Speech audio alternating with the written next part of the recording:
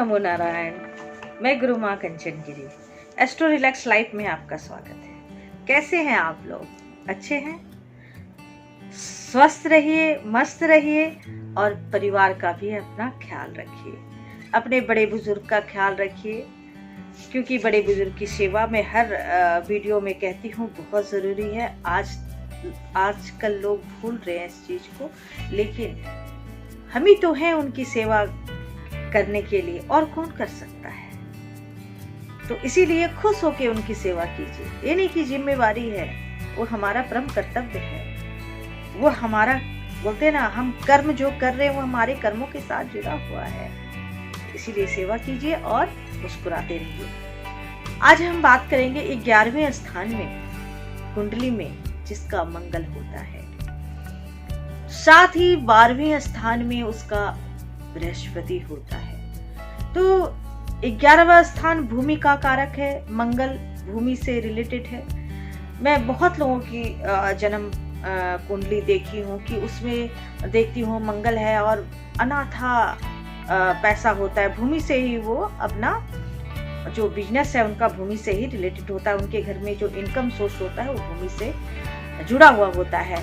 तो कई बार ऐसा होता है कि कोई ग्रह ऐसा डिस्टर्ब करता है, जैसे आप राहु, अभी हम बात कर रहे थे, क्योंकि हम अपने कर्मों को करना छोड़ देते हैं। जब हमारे पास पैसा आता है, इस सब चीज पे ध्यान नहीं देते हम, तो आपको शुरू से ही ध्यान देना चाहिए कि अगर आप राहु आपका खराब हो गया, उसी स्थान में राहु बैठ गया है, तो आपका भूमि का जो बिजनेस है वो स्टॉप हो जाएगा, वही बंद हो जाएगा। और साथ ही आप कर्ज में डूब जाएंगे। आप जो है जिसको पैसा दिए वही का वही रुका रहेगा। जो प्रॉपर्टी जहां खरीदी है वो बिकेगी नहीं, ऐसी अवस्था बन जाती है। तो ऐसी अवस्था में आप बिल्कुल नहीं घबराइए। मैं बार बार यही कहती हूँ, घबराना नहीं चाहिए। कॉन्फिडेंस लूज मत कीजिए। अगर आप कॉन्फिडेंस लूज करेंगे तो आपको लोग आपके आंसू देखकर, किसी भी आप पंडित के पास जाइएगा तो आप बचिएगा नहीं।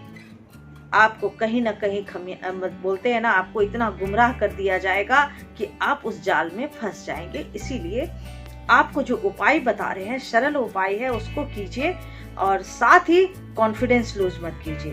करना क्या है, तांबे के सिक्के आप खरीद के लाइए, 41 सिक्के लाइए, गुड़ और तांबा का सिक्का जल में प्रवाह कीजिए। एक तो जल में जब तांबा जाएगा, जो हम पीते हैं, तांबा अगर पानी में जाता है तो वो सेहतमंद हो जाता है, वो स्वच्छ हो जाता है। जल को दूषित नहीं करता है। तो ऐसी चीज जल में मत डालिए जो दूषित हो। तांबे के सिक्के डाल सकते हैं। साथ ही गेहूं और गुड़ गाय को सेवन कराइए लगातार। ये नहीं कि 2 बार 3 बार किए। जब तक प्रभु जी, लक्ष्मी मैया आपके पास चल के आ रही है, तब तक वो कार्य करना आपने छोड़ दिया। अक्सर ऐसा होता है कि ईश्वर जब देना चाहता है तब तक आप हार के वो काम छोड़ देते हैं।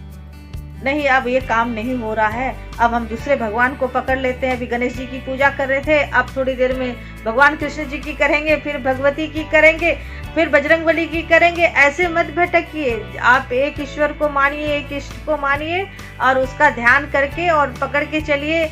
जरूर लक्ष्मी आपके घर आएगी। अगर आपका धन जमीन से रिलेटेड फंसा हुआ है तो निश्चित ही आएगा। और हर रोज आप गाय को गुड़ और गेहूं खिलाइए, सेवन कराइए। और साथ ही हर रोज सुबह आप नियम बांध लीजिए कि सुबह उठना है और सबसे पहले अपने से प्रेम करना है, अपने आप को समझाना है। कोई विचार मन में गलत आ रहा है तो कचरे, जैसे डस्टबिन से कचरा उठा के बाहर फेंकते हैं, तो वैसे ही अपने मन से भी वो कचरा उठाकर बाहर फेंक दीजिए।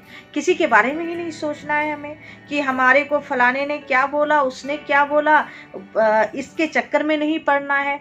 आप स्वयं अपने ऊपर ध्यान दीजिए। आपके अंदर इतनी पावर है। मैं कहती हूँ आप 5% भी अपनी पावर को यूज नहीं कर पाते हैं, क्योंकि हम दुनिया में भटक रहे हैं। तो अपनी एनर्जी को पहचानिए और खुश रहिए। ओम नमो नारायण। गुरु माँ कंचन।